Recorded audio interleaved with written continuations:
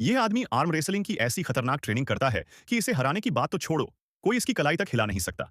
लेकिन सवाल यह है, क्या यह दुनिया के सबसे खूंखार खिलाड़ियों के सामने टिक पाएगा? चलिए शुरू करते हैं आज की कहानी। कहानी है मार्क की, जो कभी कोरिया का उभरता हुआ आर्म रेसलर था। लेकिन हालात ऐसे बदले कि आज वो अमेरिका के एक क्लब में गार्ड बन चुका था।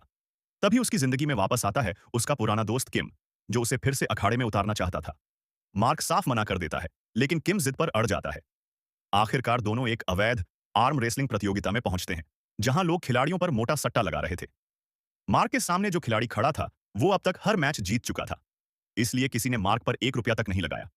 मैच शुरू हुआ। पूरा जोर लगा लिया सामने वाले ने, लेकिन मार्क की कलाई तो जैसे लोहे की बनी थी।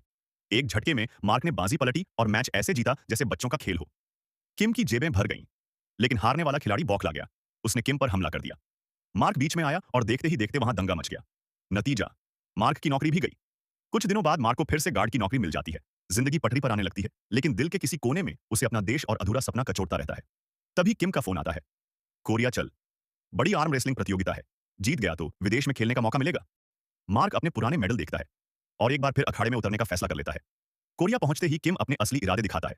वो मार्क का एजेंट बनकर सट्टेबाजी से अमीर होना चाहता था। इसी चक्कर में वो मिलवाता है खूंखार गैंगस्टरियों से। यूं एक शर्त रखता है, जीत हार मेरी मर्जी से होगी।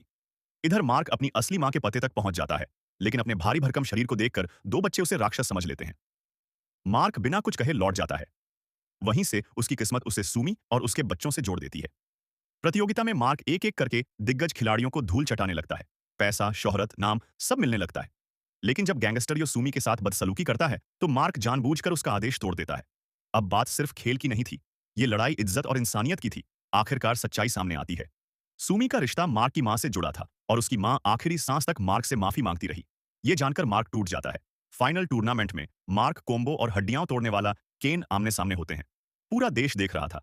करोड़ों का सट्टा लगा था। गैंगस्टर, अमीर लोग सब चाहते थे कि मार्क हारे।